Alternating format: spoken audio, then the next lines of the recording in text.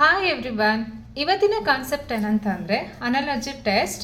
So analogy test ಅಥವಾ ಈ ಒಂದು ಕಾನ್ಸೆಪ್ಟ್ ಮೇಲೆ every K SET or NET ಅಥವಾ ಕಾಂಪಿಟೇಟಿವ್ ಎಕ್ಸಾಮಲ್ಲಿ 1 or 2 ಕ್ವಶನ್ಸ್ ಕಂಪಲ್ಸರಿ ಇದ್ದೇ ಇರುತ್ತೆ. ಸೊ ಫಸ್ಟ್ ಇಲ್ಲಿ ಅನಾಲಜಿಸ್ ಟೆಸ್ಟ್ ಅಂದ್ರೆ ಏನು ಅಂತ ನೋಡೋಣ.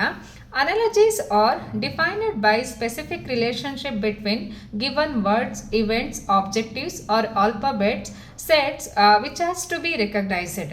After recognizing this relationship, it has to be applied to the other words or events or objectives or alphabets. So analogies ಅಂತಂದ್ರೆ it defines the relationship between the two words and it is applicable to the other pair.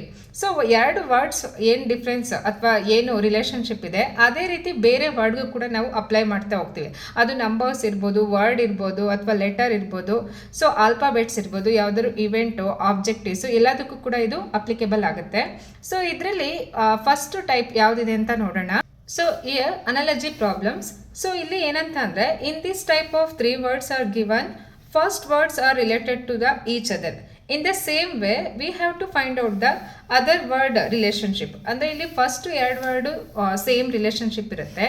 ಆ relationship ಮೇಲೆ next ವರ್ಡ್ಗೆ ನಾವು ಆನ್ಸರ್ನ find out ಮಾಡಬೇಕು. ಈಗ for example first word ನೋಡಿ, India new Delhi ಇದೆ, Afghanistan ಕೊಟ್ಟಿದ್ದಾರೆ. Next ಏನು ಅಂತ ಫೈಂಡ್ ಔಟ್ ಮಾಡಬೇಕು.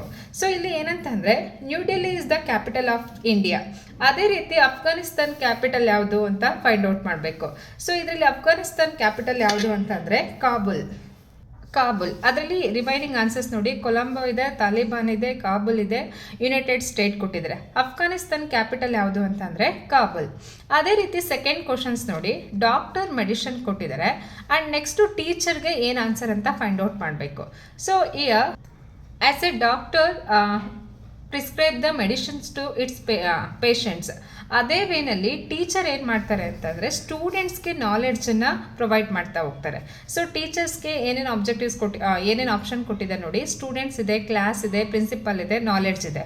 ಇಲ್ಲಿ ಡಾಕ್ಟರು ಪೇಷಂಟ್ಸ್ಗೆ ಏನು ಪ್ರಿಸ್ಕ್ರೈಬ್ ಮಾಡ್ತಾರೆ ಅಥವಾ ಏನು ಸಜೆಷನ್ ಮಾಡ್ತಾರೆ ಅಂದರೆ ಮೆಡಿಷನ್ಸ್. ಅದೇ ಸೇಮ್ ವೇನಲ್ಲಿ ಟೀಚರ್ಸು ನಾಲೆಡ್ಜನ್ನು ಅವ್ರಿಗೆ ಪ್ರೊವೈಡ್ ಮಾಡ್ತಾ ಹೋಗ್ತಾರೆ. ಅದೇ ರೀತಿ ಥರ್ಡ್ ಕ್ವಶನ್ ನೋಡಿ, ಥರ್ಡ್ ಕ್ವಶನ್ ಬಂದು ಡೇ ಆ್ಯಂಡ್ ನೈಟ್ ಇದೆ ಆ್ಯಂಡ್ ಕೋಲ್ಡ್ಗೆ ನಾವು ಏನು ಆನ್ಸರ್ ಅಂತ ಫೈಂಡ್ ಔಟ್ ಮಾಡಬೇಕು.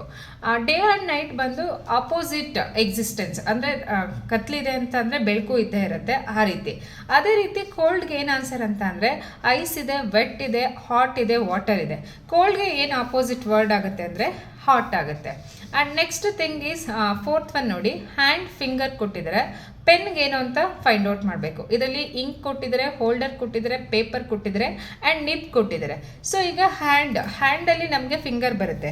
ಅದೇ ರೀತಿ ಪೆನ್ ಅಂತ ಕೊಟ್ಟರೆ ಇದೇನು ಬರಿತೀವಲ್ವಾ, ಇದು ನಿಬ್, ಬರೆಯೋವಂಥದ್ದು ನಿಬ್. ಸೊ ಇಲ್ಲಿ ಏನು ಆನ್ಸರ್ ಅಂತ ಅಂದರೆ ಅದಕ್ಕೆ ಬಂದು ಆನ್ಸರ್ ಬಂದು ಡಿ, ನಿಬ್ ಆಗುತ್ತೆ.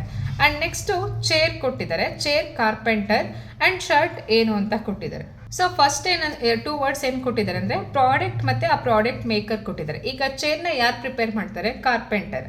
ಅದೇ ರೀತಿ ಶರ್ಟ್ನ ಯಾರು ಪ್ರಿಪೇರ್ ಮಾಡ್ತಾರೆ ಅಂತಂದರೆ ಟೈಲರ್. ಸೊ ನೆಕ್ಸ್ಟ್ ಕ್ವಶನ್ ನೋಡಿ, ದಿಸ್ ಈಸ್ ಪೈಸಾ, ರುಪಿ ಅಂತ ಕೊಟ್ಟಿದ್ದಾರೆ ಆ್ಯಂಡ್ ರಿಮೈನಿಂಗ್ ಪೇರ್ನ ಕಂಪ್ಲೀಟಾಗಿ ನಾವೇ ಫೈಂಡ್ ಔಟ್ ಮಾಡಬೇಕು. ಅದರಲ್ಲಿ ರುಪಿ ವೆಲ್ತ್ ಇದೆ, ಕಿಲೋಗ್ರಾಮ್ ಕ್ವಿಂಟಲ್ ಇದೆ, ಕಾಯಿನ್ ಮನಿ ಇದೆ, ವೆಯ್ಟ್ ಟನ್ ಇದೆ. ಸೊ ಇವಾಗ ನೋಡಿ 100 paisa is equal to 1 rupee. So ಅದೇ ರೀತಿ 100 kilogram is equal to 1 quintal. The answer is B. ಇಲ್ಲಿ ಕಿಲೋಗ್ರಾಮ್ ಆ್ಯಂಡ್ ಕ್ವಿಂಟಲ್ ಎರಡನ್ನೂ ಕೂಡ ನಾವೇ ಫೈಂಡ್ ಔಟ್ ಮಾಡಬೇಕು. ಸೊ ಈ ರೀತಿ ಕ್ವಶನ್ಸ್ನ ಎಕ್ಸಾಮಲ್ಲಿ ಒಂದು ಕಂಪಲ್ಸರಿ ಕ್ವಶನ್ಸ್ ಬಂದೇ ಬರುತ್ತೆ. ಆ್ಯಂಡ್ ಅನಾಲಜಿ ಪ್ರಾಬ್ಲಮ್ಸಲ್ಲಿ ವರ್ಡ್ಸು, ಲೆಟರ್ಸು, ನಂಬರ್ಸು ಏನೇನು ಸೀರೀಸ್ ಇದೆ ಅದು ನೆಕ್ಸ್ಟ್ ಪಾರ್ಟಲ್ಲಿ ಕಂಟಿನ್ಯೂ ಮಾಡ್ತೀನಿ. ಆ್ಯಂಡ್ ಎಲ್ಲ ಪಾಸಿಬಲ್ ಕ್ವಶನ್ಸ್ನೂ ಕೂಡ ನಾನು ಕವರ್ ಮಾಡ್ತಾ ಹೋಗ್ತೀನಿ.